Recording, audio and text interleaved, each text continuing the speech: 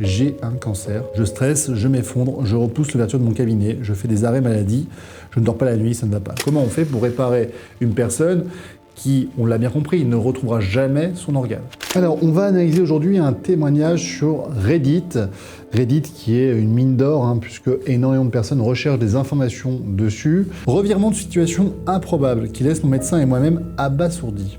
J'ai une maladie touchant la thyroïde, suivie par une endocrinologue et mon médecin traitant. Je prenais donc un traitement hormonal depuis 1 an et demi dans l'espoir de stabiliser mes hormones, dans l'optique d'arrêter le traitement en juillet-août et voir si je ne fais pas de rechute. La perspective thérapeutique était donc de conserver l'organe en testant le plus de choses possible. Suite à une découverte d'un nodule lors d'une échographie, une cytoponction est réalisée en juin. Juillet, on m'a annoncé le diagnostic, j'ai un cancer. Je stresse, je m'effondre, je repousse l'ouverture de mon cabinet, je fais des arrêts maladie, je ne dors pas la nuit, ça ne va pas. Je refuse des opportunités pro parce qu'entre l'opération et l'iode radioactif, ça va me chambouler. L'ORL me dit donc qu'on opère en septembre et on enlève tout. Donc traitement à vie au lévothyrox, mais c'est toujours mieux qu'un cancer. Septembre, l'opération se passe bien et là, le premier clic, l'ORL me dit que, à vue d'œil, ça ne ressemble pas au cancer qu'il a l'habitude de voir. Biopsie directe après, cette semaine, j'apprends une nouvelle qui me fait un coup. Finalement, non, pas de cancer, mais c'est-à-dire pas du tout de cancer, nulle part dans la thyroïde. Le labo qui a analysé ma ponction s'est trompé, on ne comprend pas comment. Soit ils ont échangé les prélèvements, soit ils ont compromis les prélèvements, autrement, bref. Moi, je me retrouve donc à avoir retiré un organe pour rien, qui plus est, qui contrôle beaucoup de fonctions vitales et avec un traitement à vie. C'est extrêmement dramatique de lire ce genre de choses, puisque la médecine, le droit, mais en général, ce sont des compétences d'experts. Et si on vient vous voir, c'est qu'on attend un résultat qui, à défaut d'être parfait, sera en tout cas le plus proche de la réalité. Un très mauvais diagnostic, ça peut donner des conséquences aussi dramatiques que celle-ci. Si cette personne venait demain à réfléchir sur qu'est-ce qu'elle peut faire juridiquement face à une véritable erreur médicale, il n'y a pas d'autre mot. On a déjà parlé des erreurs médicales sur cette chaîne YouTube. Si vous n'êtes pas encore abonné, c'est le moment de le faire. Allez regarder ces vidéos, vous allez en apprendre beaucoup. Et si vous trouvez ça intéressant, partagez-le. Première chose à faire, il faut aller voir un avocat. Pourquoi ? Parce que ça va se traiter juridiquement. D'accord ? Il y a l'aspect médical, puis après il y a l'aspect juridique. Le médical, c'est ce qu'on vient d'évoquer. Maintenant, le juridique, c'est la réparation. Comment on fait pour réparer une personne qui, on l'a bien compris, ne retrouvera jamais son organe ?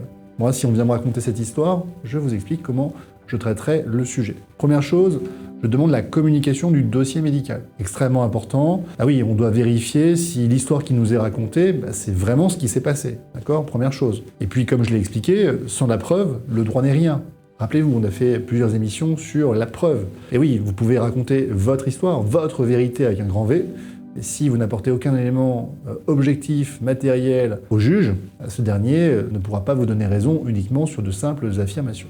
Donc la communication du dossier médical. C'est un droit pour le patient, c'est une obligation pour les médecins et les centres hospitaliers, donc on devra vous communiquer ce dossier médical. Si on refuse de vous le communiquer, rien de plus simple, une commission administrative des documents administratifs, la CADA, qui vous donnera gain de cause. On a beaucoup de jurisprudence en la matière, donc c'est pas vraiment... C'est une formalité, peut-être parfois un peu fastidieuse, mais extrêmement simple.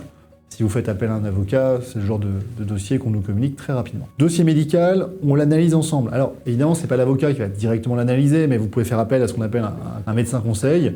Vous en avez partout en France. C'est une mission qui vous sera facturée, mais en tout cas, elle va vous permettre de savoir si s'est passé quelque chose. Et surtout, est-ce que ça vaut le coup ou pas d'engager une démarche juridique ? Ça, c'est quand même bien de le savoir. C'est pas une obligation, mais je propose quand même toujours à mes clients, si vous avez un médecin conseil, faites appel à ce dernier, ça vous permet déjà d'avoir un petit ordre d'idée si on va plus loin ou pas. La troisième chose, une fois qu'on a analysé le dossier médical et qu'on voit qu'il y a évidemment des erreurs, bon là clairement il n'y a pas photo, si on vous retire un organe et on s'aperçoit par la suite qu'il était sain, c'est une erreur médicale, eh bien vous faites ce qu'on appelle une expertise judiciaire. Expertise judiciaire, pourquoi ? Parce que c'est une expertise qui va être demandée devant un juge et qui va avoir pour effet de désigner un expert médical dans le domaine de compétences qui nous intéresse, directement par le tribunal.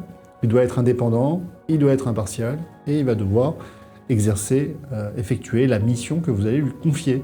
La mission, c'est justement votre assignation, on a fait une émission sur l'assignation, ou la requête, c'est-à-dire le document juridique que vous adressez au tribunal administratif, et dedans, vous allez fixer toutes les missions que vous demandez au juge et qui, en règle générale, est repris. Petite astuce que moi je donne à mes clients, S'il y a un hôpital qui est intervenu dans l'histoire, même s'il n'est pas fautif, hein, on s'en fiche, on saisit le tribunal administratif. Deux intérêts. Premier, il n'y a pas de coût d'un huissier de justice, il n'y a pas de coût d'un avocat postulant, parce que vous le savez, 10% de ma clientèle est à Montpellier, 20% est à Paris, le reste partout dans le monde. Donc, évidemment, de savoir qu'on n'a pas besoin d'un avocat sur place, donc des frais en plus, ni de faire appel à un huissier, commissaire de justice, qui va être chargé d'aller délivrer l'assignation, c'est un coût en moins et donc c'est intéressant pour nos clients. La deuxième chose, il n'y a pas d'audience physique. Tout ça va se faire sur les pièces de votre dossier et sur vos écritures. Ce qui va éviter de vous déplacer, ce qui va éviter de reporter les audiences, ce qui va en réalité faire accélérer le traitement de votre dossier. Ça c'est très important parce que parfois je me retrouve devant des tribunaux judiciaires. Et parfois on n'a pas du tout d'hôpital.